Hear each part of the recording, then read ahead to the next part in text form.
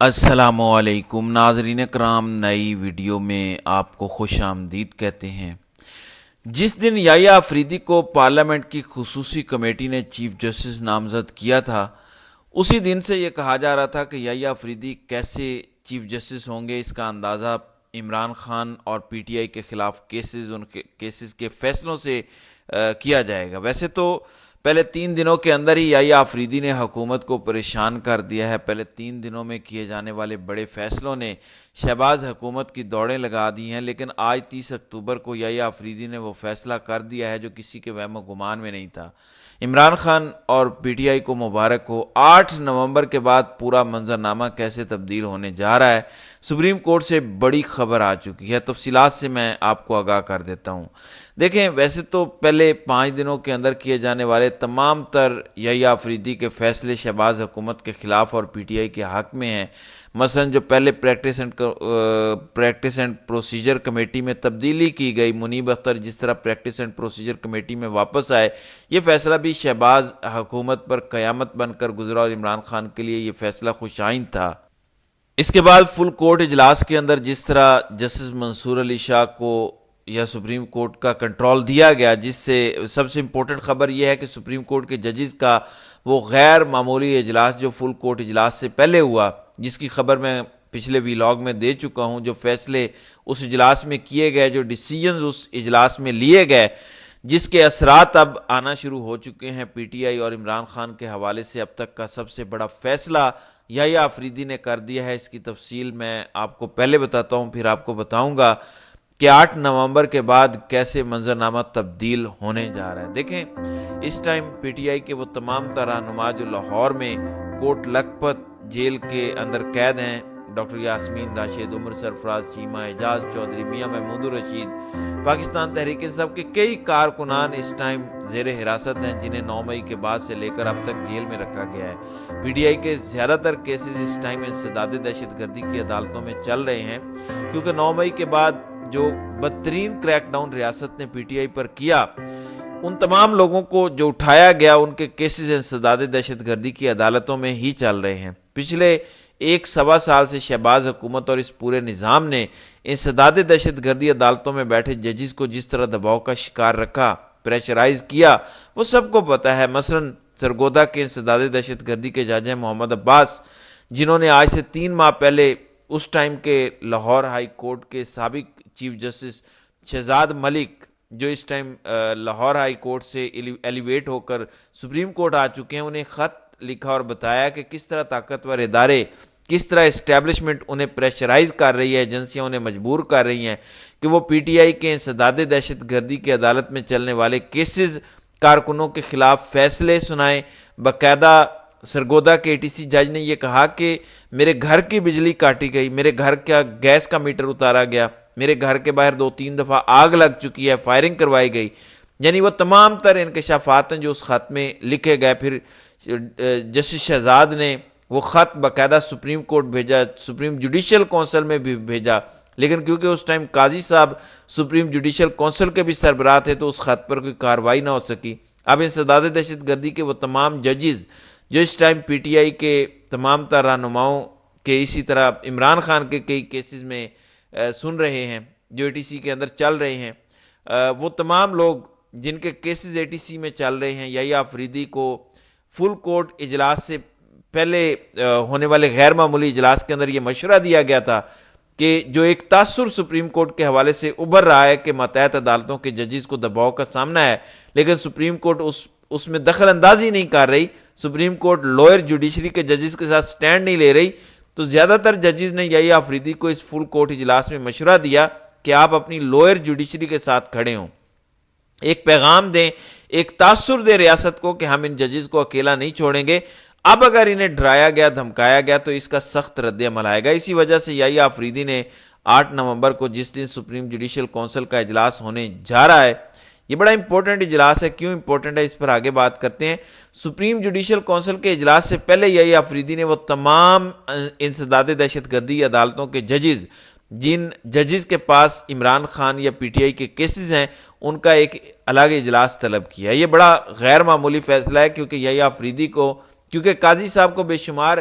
درخواستیں موصول ہوئیں یعنی 26 مارچ کو اسلام آباد ہائی کورٹ کے 6 ججز نے خط لکھا سپریم کورٹ کو اور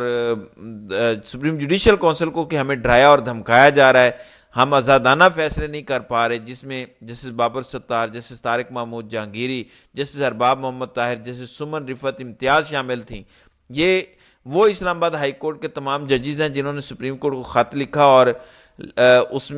اس میں لیکن انہی کے خلاف سپریم جوڈیشل کونسل کے اندر کارروائی ہو گئی۔ تو سپریم جوڈیشل کونسل کے اجلاس سے پہلے انسداد دہشت گردی کے ججز کا ایک اجلاس بلایا گیا، جس میں یحییٰ آفریدی پہلے تو تمام ججز سے بریفنگ لیں گے کہ آپ لوگوں کے پاس کس کس کے کیسز ہیں اور ان کیسز کا سٹیٹس کیا ہے، عمران خان کے کیسز کون سی عدالتوں میں چل رہے ہیں ATC کی، اور پی ٹی آئی کے اور دیگر لوگوں کے کیسز کن عدالتوں میں چل رہے ہیں۔ پھر سب سے بڑی بات یہ کہ ان عدالتوں میں بیٹھے ججز کو کس طریقے سے پریشرائز کیا جا رہا ہے، کیونکہ 9 مئی کے بعد سے لے کر آج 30 اکتوبر یعنی سوا سال ہو چکا ہے۔ کیا کسی عدالت میں 9 مئی کے حوالے سے کوئی ثبوت آیا؟ کیا کوئی CCTV فوٹیج آئی؟ عمران خان پہلے دن سے کہہ رہے ہیں کہ اس 9 مئی کے واقعے پر ایک جوڈیشل کمیشن بنایا جائے، CCTV ویڈیوز نکال کر پیش کی جائیں۔ اگر پی ٹی آئی نے واقعی ریاستی اداروں پر حملہ کیا، یادگار شہداء پر حملہ کیا، تو اس کی ویڈیو تو ہوگی۔ تمام ملک میں CCTV کیمراز لگے ہیں، آپ ان تمام چیزوں کی CCTV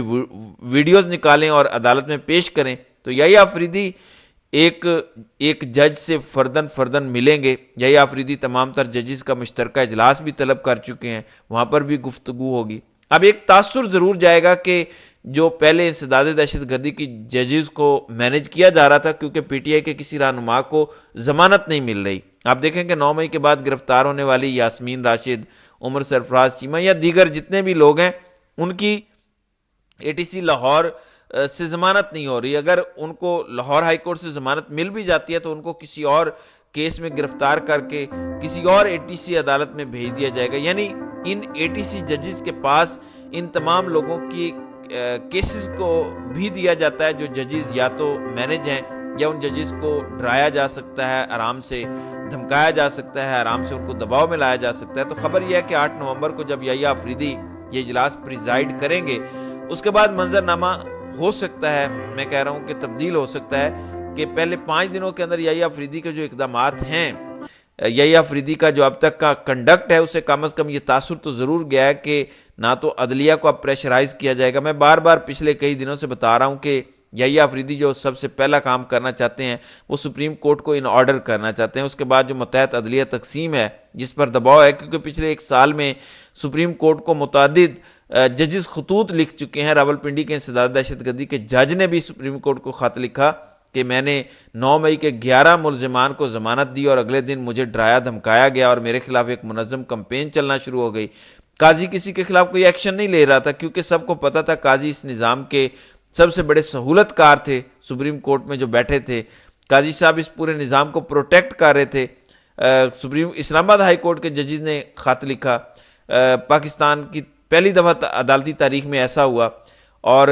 لیکن اس پر بھی کچھ بھی جو ہے وہ نہیں کیا گیا۔ قاضی صاحب سانپ بن کر خاموش ہو کر بیٹھے رہے۔ اب چونکہ سپریم کورٹ میں کمان تبدیل ہو چکی ہے، یحییٰ آفریدی آ چکے ہیں،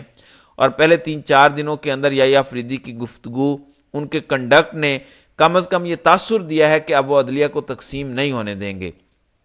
اب اسد طور نے ایک بڑا دعویٰ کیا، انہوں نے کہا کہ جس دن یحییٰ آفریدی نے ایوان صدر میں حلف لیا، اس حلف برداری کی تقریب کے ختم ہونے کے فوراً بعد یحییٰ آفریدی، شہباز شریف، عاصم منیر اور آصف علی زرداری، ان چاروں کی ایوان صدر میں ملاقات ہوئی، اور اس ملاقات میں یحییٰ آفریدی کو بتایا گیا یا سمجھایا گیا یا انہیں بریف کیا گیا کہ کس طریقے سے قاضی صاحب معاملات کو لے کر چل رہے تھے۔ لیکن اسد طور یہ کہتے ہیں کہ یحییٰ آفریدی کی جانب سے ان 3 بڑوں کو کوئی پازیٹیو رسپانس نہیں دیا گیا، یا سپورٹ کی گارنٹی نہیں دی گئی کہ ہاں اب سپریم کورٹ آف پاکستان بالکل اسی طرح چلے گی جس طرح قاضی صاحب چلا رہے تھے۔ یحییٰ آفریدی نے ایک چیز کلیئر کی کہ آئین، قانون، انصاف، ان چیزوں کو ملحوظ خاطر رکھا جائے گا، اور سب سے بڑھ کر عدلیہ کے وقار پر کوئی آنچ آئے گی، اگر عدلیہ کے وقار کو کمپرومائز کیا جائے گا تو پھر supreme court of Pakistan react کرے گا۔ تو یہ وہ پیغام تھا جس کے بعد سے لے کر اب تک شہر اقتدار میں یحییٰ آفریدی کے خلاف بھی بے شمار خبریں چل رہی ہیں۔ میں پچھلے ویلاگ میں بتا چکا ہوں کہ یہ جو 26ویں آئینی ترمیم کے بعد 27ویں آئینی ترمیم کا شوشہ چھوڑا گیا، یہ اسی وجہ سے چھوڑا گیا کیونکہ یحییٰ آفریدی سے جو امیدیں تھیں وہ امیدیں اب دم توڑ چکی ہیں، اور اگر انسداد دہشت گردی عدالتوں کے ججز کو یہ پیغام دیا جاتا ہے کہ آپ کھل کر کام کریں، آپ کو اگر لگتا ہے کہ کسی کو ضمانت پر رہا ہونا چاہیے انہیں رہا کریں، سپریم کورٹ آپ کے فیصلے کے پیچھے کھڑی ہوگی اور اس پر عمل درآمد کرائے گی، تو میں آپ کو یہ بات بتا دوں کہ پچھلے چند گھنٹوں میں جو خبر ہے کہ 8 نومبر کے بعد پورا منظرنامہ تبدیل ہو سکتا ہے اور اس کے بعد رہائیاں شروع ہو سکتی ہیں۔ 8 نومبر کے بعد 9 مئی کے جتنے بھی ملزمان اس ٹائم جیلوں میں قید ہیں انہیں رہائیاں مل سکتی ہیں اور 9 مئی کا پورا ریاستی بیانیہ چند دنوں میں ختم ہو جائے گا۔ بہرحال یحییٰ آفریدی کو فی الحال تو ہمیں کریڈٹ دینا چاہیے، ان کا شکریہ ادا کرنا چاہیے جس طرح وہ ابھی سپریم کورٹ اور عدلیہ کو لے کر چل رہے ہیں۔ اب آئندہ کیا ہوتا ہے ظاہر ہے اس کے لیے تھوڑا ویٹ کرنا پڑے گا۔ تو ناظرین کرام، آپ کی اس ویڈیو کے حوالے سے کیا رائے ہے؟ آپ اپنی رائے کا اظہار کامنٹ سیکشن میں ضرور کیجیے گا۔